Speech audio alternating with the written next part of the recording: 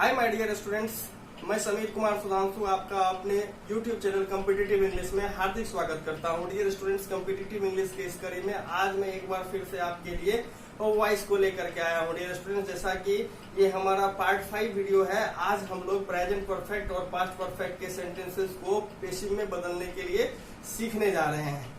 Dear students, उम्मीद करता हूं कि अब तक जो मैंने पार्ट 4 तक प्रस्तुत किया है वॉइस का, वो आपको बेहद पसंद आया होगा और आपके अब जितने भी बेसिक डाउट्स हैं वो क्लियर हो गए होंगे। डियर स्टूडेंट्स, जो आज मुझे पहली बार देख रहे हैं उसकी जानकारी के लिए मैं बता देना चाहता हूं कि पिछले कुछ दिनों से हम लोग वॉइस पर काम कर रहे हैं और अगर आपने अभी तक मेरा पार्ट 4 तक नहीं देखा है वॉइस का, तो इस वीडियो को देखने के पश्चात निश्चित रूप से जो है आप पार्ट 4 तक देख लेंगे ताकि वॉइस का जो कंसेप्ट है वो आप बहुत अच्छे से समझ सकें। डियर स्टूडेंट्स, आज हम लोग इस वीडियो में 2 टेंस को कवर करने जा रहे हैं। बहुत ही रोचक तरीके से हम लोग सीखेंगे, बड़ी आसानी से हम लोग पेसिव में बदलने के लिए सीख जाएंगे कि कितनी आसानी से इसको सीखा जा सकता है। आज मैं इसे अपने वीडियो में दिखाने जा रहा हूँ। डियर स्टूडेंट्स, अगर आप मेरे चैनल पर नए हैं तो बिना समय गंवाए मेरे चैनल को सब्सक्राइब कर लें, साथ ही बेल बटन को भी प्रेस कर दें ताकि मैं जितनी भी इस तरह की वीडियो बना रहा हूँ उसका नोटिफिकेशन आपको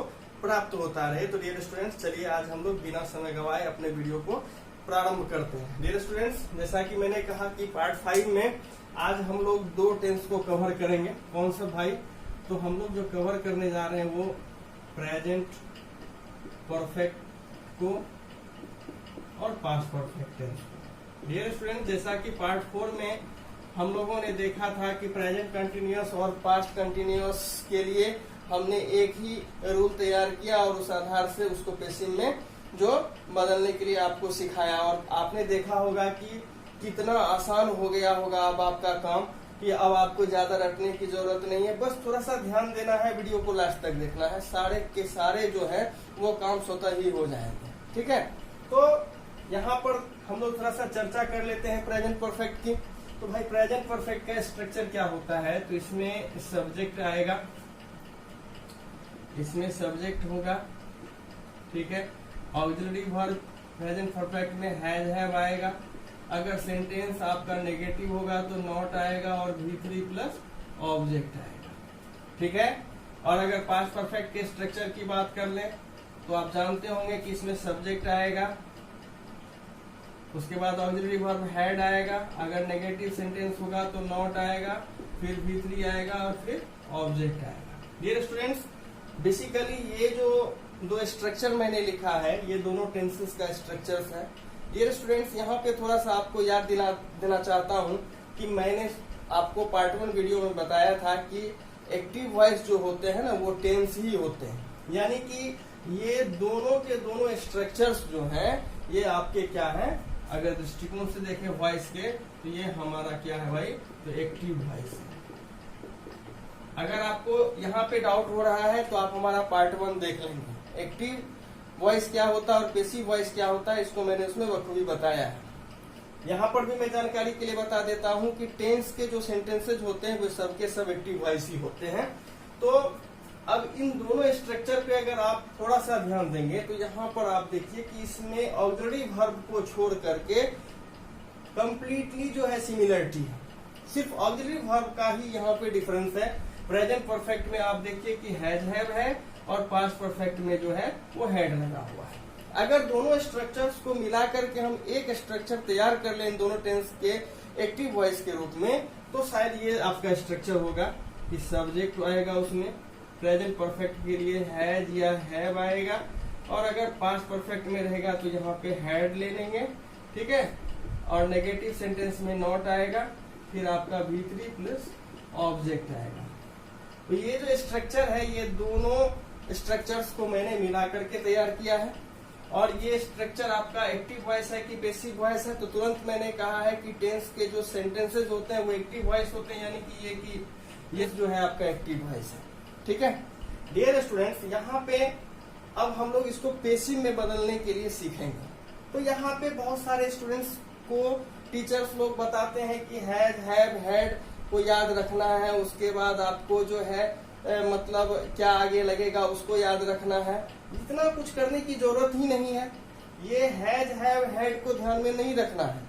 रखना क्या है ध्यान में, वो मैं आपको यहाँ पे बता देता हूँ। डियर स्टूडेंट्स, आप देखिए कि इसमें वर्ब का तीसरा फॉर्म है, इसमें भी तीसरा फॉर्म है। यही वजह है कि मैंने यहाँ पे V3 लिया है। तो आप क्या देख रहे हैं कि एक्टिव वॉइस में आपका V3 आता है, बिल्कुल।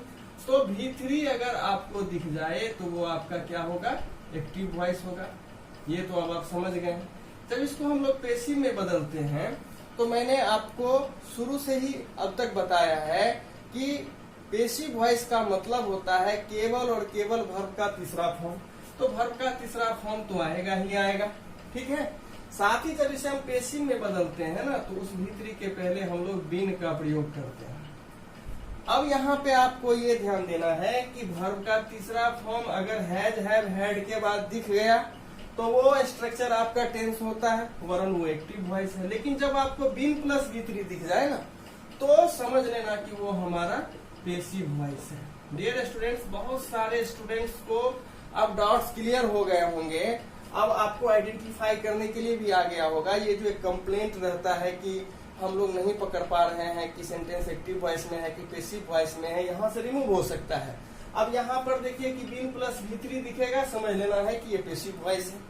और शेष हैज हैव हैड जो लगा हुआ है ना, वो आपको टेंस के अनुरूप लेना है। वो जैसा ऊपर में आया हुआ है उस अनुरूप आप उसको बदल देंगे। मैं करके दिखा देता हूँ, टेंशन नहीं लेना है। तो हम क्या सिखाए थे आपको कि ऑब्जेक्ट को पैसिव में सब्जेक्ट बनाओ, सब्जेक्ट बना लीजिए। उसके बाद पैसिव वॉइस है तो ऑक्सिलरी वर्ब आएगा ही। तो यहाँ पे हैज हैव आप ले लेना अगर वो टेंस प्रेजेंट परफेक्ट होगा तो, और अगर टेंस उसका पास्ट परफेक्ट होगा तो हैड ले लेना, ठीक है। उसके बाद यहाँ पे अगर नेगेटिव सेंटेंस आ गया तो नॉट ले लेना है, नहीं आया तो नॉट को छोड़ देना है। फिर V3 का मामला आता है तो V3 आपका पैसिव में बदल करके क्या हो जाता है, तो बीन प्लस V3 हो जाता है। तो सीधे बीन प्लस V3 कर दीजिए। अब बच गया यहाँ पे ये सब्जेक्ट। तो एक्टिव का सब्जेक्ट पैसिव में क्या होता है, तो वो उसका ऑब्जेक्ट बन जाता है। यानी बाई प्लस एजेंट के रूप में जो आपका ऑब्जेक्ट आएगा ना, वो ये सब्जेक्ट आएगा। आप इसे तुरंत से नोट कर लेंगे ताकि आपके अंदर में जो है जो अवधारणा बनी है वो जो है परमानेंट हो सके, आपको कोई असावधानी नहीं हो। तो ये जो स्ट्रक्चर बना subject plus has have had plus not plus been plus V3, तो देखो बीन प्लस V3 आपका कौन सा होता है भाई, वॉइस। तो वो आपका पैसिव वॉइस होता है। तो ये आपका पैसिव वॉइस का स्ट्रक्चर हो गया, ठीक है। तो उम्मीद करता हूं कि स्ट्रक्चर के माध्यम से आपका जो है अब कॉन्सेप्ट क्लियर हो गया होगा। आपके जो है 80% काम आसान हो गए होंगे। और उम्मीद करूंगा कि आज के बाद आप हैज हैव हैड से इसको आइडेंटिफाई नहीं करने का प्रयास करेंगे। केवल आप बीन प्लस V3 देखेंगे और समझ लेना है कि वो आपका पैसिव वॉइस होता है। चलिए कुछ उदाहरण के माध्यम से भी इसे स्पष्ट कर दिया जाए कि इसमें जो है हम लोग इसको कैसे बदलते हैं, ठीक है। डियर स्टूडेंट्स, जैसा कि आप बोर्ड पे लिखा हुआ कुछ सेंटेंसेस देख रहे हैं, इसको हम लोग सबसे पहले ये चेक करेंगे कि ये सेंटेंसेस जो हैं ये एक्टिव वॉइस में है या पैसिव वॉइस में है। इसको हम लोग आइडेंटिफाई करेंगे।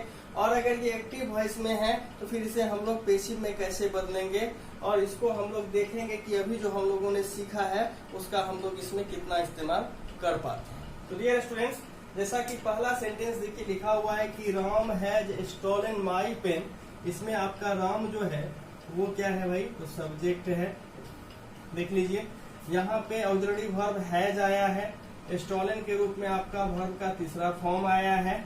तो अभी तुरंत मैंने कहा कि अगर आपको हैज हैव हैड के बाद V3 दिख जाए तो वो आपका कौन सा वॉइस होता है भाई, तो वो आपका एक्टिव वॉइस होता है। तो देखिए कि ये आपका एक्टिव वॉइस है। अगर इतना याद नहीं भी रहे तो केवल इतना याद रखना है कि बीन प्लस V3 रहेगा तभी वो हमारा पैसिव वॉइस होगा। तो यहाँ पर देखिए कि ये सेंटेंस हमारा एक्टिव वॉइस है, ठीक है। अब देख लो कि भाई इसको हम पैसिव में कैसे बदल सकते हैं। तो देखिए पैसिव में यहाँ पे बदलने के लिए ये आपको ध्यान में आ गया होगा कि ये हमारा ऑब्जेक्ट है, और ऑब्जेक्ट को क्या करते हैं हम लोग, तो सब्जेक्ट बनाते हैं। सब्जेक्ट बना लीजिए, माई पेन इसका सब्जेक्ट हो गया पैसिव वाले सेंटेंस का। उसके बाद ऑक्सिलरी वर्ब लगाना है। तो पेन आपका जो है वो सिंगुलर सब्जेक्ट है, और सिंगुलर सब्जेक्ट के साथ सिंगुलर वर्ब लगाना है। तो हैज आपका सिंगुलर होता है और हैव आपका प्लूरल होता है, तो हैव तो होगा नहीं, तो यहाँ पे हैज लगा लीजिए, माई पेन हैज। अब ये सेंटेंस नेगेटिव नहीं है तो नॉट नहीं लगाएंगे, ठीक है। अब यहाँ पे जो V3 का इस्तेमाल हुआ स्टॉलन के रूप में, उसको आपको किसमें बदलना है, बीन प्लस V3 में, तो सीधे लगा दीजिए हैज बीन। स्टॉलन चूंकि खुद V3 है तो इसका यहाँ पर भी स्टॉलन ही हो जाएगा, स्टॉलन। अब यहाँ पे बाय प्लस एजेंट जोड़ दीजिए, बाय राम। अब सेंटेंस हो गया my pen has been stolen by Ram. तो देखिए बीन प्लस V3 आया, तो ये सेंटेंस आपका क्या हो गया, बेसिक वॉइस हुआ, ठीक है। यहाँ पर भी देखिए कि यू यहाँ पर है, तो यू इस वाक्य का सब्जेक्ट है और यू हैव यहाँ पे ऑक्सिलरी वर्ब है, V3 का प्रयोग तुरंत हो गया है, यानी कि ये सेंटेंस हमारा एक्टिव वॉइस है। बीन प्लस V3 यहाँ पे नहीं है, तो ये सेंटेंस हमारा क्या हो गया, एक्टिव वॉइस हो गया। अब इसको हम लोग पेसिव में बदलेंगे, तो इस सेंटेंस का ऑब्जेक्ट क्या है, तो द पुअर इसका ऑब्जेक्ट है, इसको सब्जेक्ट बना लीजिए, तो सब्जेक्ट क्या हो जाएगा आपका, द पुअर।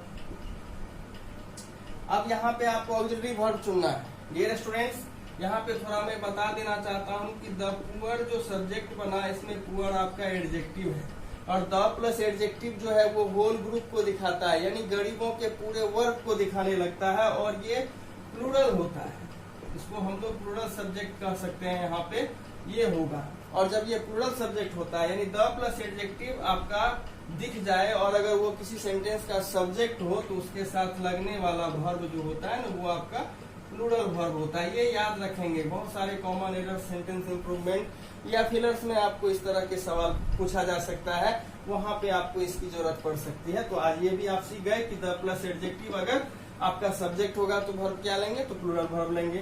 तो यहाँ पे आप हैज हैव में से क्या लेना है, तो हैव लेना है, क्योंकि ये हैव प्लूरल वर्ब है, हैव। अब देखिए हेल्प लगा हुआ है, तो सीधे मैंने क्या बताया कि V3 को कैसे बदलना है, तो बीन प्लस V3 में, तो हैव बीन। अब हेल्प खुद जो है V3 था, तो इसको हेल्प ही छोड़ देते हैं और उसके बाद फिर बाय प्लस एजेंट लगा लो, तो बाय यू हो गया, ठीक है। अब थोड़ा सा यहाँ पर देख लीजिए, तीसरा सेंटेंस जो है शी हैड चीटेड राम, तो इस सेंटेंस को हम थोड़ा सा नेगेटिव बना देते हैं। वैसे तो अभी ये आपका जो है अफर्मेटिव लिखा गया है, नेगेटिव बना देते हैं ताकि आपको जो है उस तरह का भी उदाहरण मिल सके नेगेटिव वाला। ये मान के चलिए यहाँ पे मैंने लिख दिया हैड नॉट चीटेड राम, ठीक है। तो यहाँ पर देख लीजिए कि सी सब्जेक्ट है और यहाँ पर भी बीन प्लस चीटेड नहीं लिखा हुआ है, बीन प्लस V3 का प्रयोग नहीं हुआ है, यानी कि ये सेंटेंस आपका एक्टिव वॉइस है। आसानी से इसे हम लोग आइडेंटिफाई कर पा रहे हैं। और राम यहाँ पे ऑब्जेक्ट है, राम को सब्जेक्ट बना लीजिए, राम। और मैंने अभी आपको सिखाया कि पास्ट परफेक्ट में तो भाई ऑक्सिलरी वर्ब आपका हेड ही आएगा, इसमें कोई सिंगुलर प्लूरल का तो लफड़ा है नहीं, तो राम हैड। अब देखिए यहाँ पे नॉट लगा दीजिए, यही सिखाना चाहते थे हम। और चीटेड V3 को कैसे बदलना है, बीन प्लस V3 में, तो सीधे बना दो भाई been cheated by Ram, sorry by her, ठीक है। क्या हो गया भाई कि Ram had not been cheated by her. तो डियर स्टूडेंट्स, इस प्रकार आप देख रहे हैं ना कि कितनी आसानी से हम लोग जो है अब इन दो टेंसेस का पेसिव बना पा रहे हैं। और आप देख रहे हैं ना कि कोई इसमें झंझट है ही नहीं, बस इसको इस तरह से एक बार सीखने की जरूरत है। डियर स्टूडेंट्स, यहाँ पर अब हम आपको एक और चीज की चर्चा कर देना चाहते हैं, वो है कि हैज हैव के बाद क्या क्या पॉसिबिलिटी हो सकती है उसकी चर्चा करना चाहते हैं, ताकि आपको कभी भी इससे रिलेटेड जो है वो कंफ्यूजन पैदा हो ही नहीं और आप बड़ी आसानी से इसे पकड़ लें कि भाई ये हमारा एक्टिव वॉइस है कि ये हमारा पेसिव वॉइस है, ठीक है। तो चलिए इसको देख लेते हैं। तो डियर स्टूडेंट, जैसा कि मैंने आपको कहा वो क्या बात है, तो ऐसे समझ लीजिए कि subject plus auxiliary verb has have या हैड के बाद अगर पॉसिबिलिटी की बात करेंगे तो क्या सब हो सकता है। तो डियर स्टूडेंट्स, अगर हैज हैव हैड के बाद आपको V3 दिख जाए तो वो आपका क्या होता है भाई, तो वो आपका टेंस होगा, ठीक है। कौन सा टेंस होगा भाई, तो वो आपका टेंस जो होगा वो प्रेजेंट परफेक्ट होगा या आपका पास्ट परफेक्ट होता है। ठीक है। अब अभी मैंने तुरंत बताया कि टेंस के जितने भी सेंटेंसेस होते हैं वो एक्टिव वॉइस होते हैं, यानी कि इसे आप एक्टिव वॉइस भी कह लो। ठीक है। अभी तुरंत हमने आपको सिखाया कि यहाँ पे आपका अगर ये पेसिव में चेंज होगा तो क्या और आ सकता है। तो ये चूंकि एक्टिव वॉइस है और इसको जब पेसिव में बदलते हैं तो मैंने क्या कहा था कि हैज हैव हैड से तो कोई मतलब है नहीं, V3 को बदल लो भाई, V3 को बीन प्लस V3 में, यानी कि बीन प्लस V3 भी यहाँ पे आ सकता है, और बाई प्लस एजेंट रह भी सकता है, नहीं भी रह सकता है। पार्ट 4 वीडियो में भी मैंने बताया था इसके बारे में कि बाई प्लस एजेंट पेसिव में रहता है, लेकिन आवश्यक नहीं है कि रहेगा ही, ये दिमाग में बैठा लेना है। और अगर बाई प्लस एजेंट ना रहे तो वो आपका डायरेक्ट पेसिव होता है। तो subject plus has have had के बाद V3 तो आपको याद रहता है, क्योंकि अक्सर हम लोग इसे टेंस में पढ़ते हैं। आज से आप ये भी सीख गए हैं कि इसके बाद बीन प्लस V3 भी हो सकता है। तुरंत आप अभी देखे हैं कि ये पेसिव वॉइस में होता है। डियर स्टूडेंट्स, इसके बाद एक और पॉसिबिलिटी बन जाती है। वो क्या पॉसिबिलिटी है? तो इसके बाद अगर आपको बीन प्लस V4 दिख जाए ना, यहाँ पे आपका फॉर या सिंस प्लस कोई टाइम एक्सप्रेशन रह सकता है। ठीक है। तो ये स्ट्रक्चर भी यहाँ पे पॉसिबल हो जाता है। अब है कि अगर ये स्ट्रक्चर आपको दिख गया तो ये क्या कहलाएगा? तो भाई ये भी आपका टेंस ही है। और ये कौन सा टेंस है आपका? तो ध्यान दीजिए इसको कि यह टेंस आप प्रेजेंट परफेक्ट कंटिन्यूअस या पास्ट परफेक्ट कंटिन्यूअस में इस तरह का स्ट्रक्चर देखते होंगे। ठीक है।